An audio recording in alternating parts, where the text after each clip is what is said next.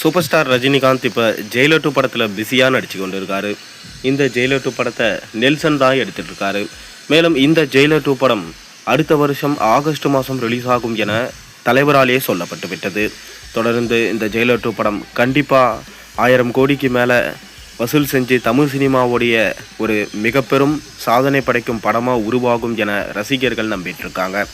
அதைத் தொடர்ந்து தலைவர் 173 இந்த படத்தோட அனௌன்ஸ்மெண்ட் சமீபத்தில் தான் ரிலீஸ் ஆகிருந்துச்சு.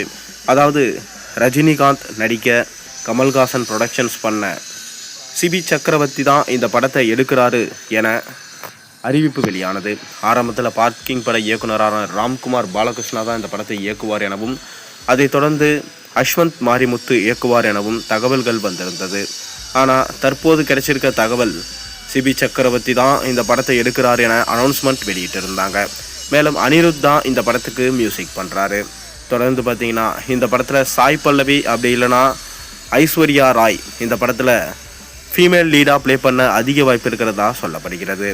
மேலும் அவுட்ஃபிட் அப்படின்ற ஆங்கில படத்தோட ரீமேக்காக இந்த படம் இருக்க வாய்ப்பு இருப்பதாகவும் சொல்லப்படுகிறது. அதாவது ஹீரோ ஃபேமிலிக்காக டெய்லர் வேலை செஞ்சுட்டு இருப்பார் ஒரு கம்பெனியில். அந்த கம்பெனியில் டெய்லர் வேலை செய்கிற ஹீரோவுக்கு திடீரென்று பிரச்சனைகள் கிளம்ப அவருடைய முன் வாழ்க்கையில் அவர் எந்த மாதிரி ஒரு சம்பவம் செய்கிற கேங்ஸ்டராக இருந்தார், திரும்ப தன்னுடைய குடும்பத்தை காப்பாற்றுறதுக்காக அந்த கேங்ஸ்டர் அப்படின்ற பதவியை எப்படி யூஸ் பண்ணிக்கிட்டாரு அப்படின்றது தான் கதை.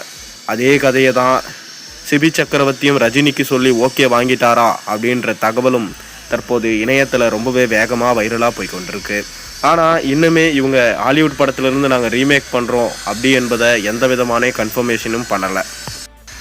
கண்டிப்பாக ஒரு ஃபீல் குட் படமாக வித்தியாசமான ஒரு கதையை தான் சிபி சக்கரவர்த்தி ரஜினியிடம் சொல்லியிருப்பார் எனவும், சமீப காலமாக ரஜினியோடைய ஆக்ஷன்ஸ் படங்களை மட்டுமே பார்த்து ரசிகர்களுக்கு மட்டும் இல்லாமல் ஒட்டுமொத்த சினிமா துறைக்கும் போர் அடித்து போச்சு. அதை தொடர்ந்து ஒரு ஃபீல் குட்டான மூவியில் இப்போ நடிச்சிருக்காரு. அந்த படம் தான் தலைவர் 173 வெளிவரப்போகுது. இந்த படம் கண்டிப்பாக தமிழ் சினிமாவுடைய ஒரு ஐகானிக் ஃபிலிமாக இருக்கும் என்பதில் எந்த சந்தேகம் இல்லை. மேலும் இந்த படத்துடைய ஃபஸ்ட்டு லுக் வச்சு பார்க்கும்போது தான் டெய்லராக தான் கண்டிப்பாக ரஜினி இந்த படத்தில் நடிக்கிறாரோ அப்படின்ற சந்தேகமும் இருந்தது. அதாவது every family as a hero, every hero as a family அப்படின்னு சொல்லிட்டு ஹேஷ்டேக்கோடு தான் இந்த சின்ன ஃபஸ்ட் லுக் போஸ்டர் ரிலீஸ் ஆகியிருந்துச்சு. கண்டிப்பாக இந்த படம் தமிழ் சினிமாவுடைய ஒரு பெஸ்ட் படமாக இருக்கும். ஏன்னா கமல்ஹாசன் கண்டிப்பாக கதையை தேர்ந்தெடுத்து தான் இந்த படத்துக்கு ஓகே சொல்லியிருப்பார். தொடர்ந்து பார்ப்போம். நீங்கள் இந்த படம் எந்த அளவுக்கு வரும் அப்படின்னு நினைக்கிறீங்க? மறக்காமல் கீழே கமெண்ட்டில் சொல்லுங்கள். மேலும் சேனலுக்கு சப்ஸ்கிரைப் பண்ணி லைக் பண்ணுங்கள், பெல் ஐகானை ப்ரெஸ் பண்ணுங்கள்.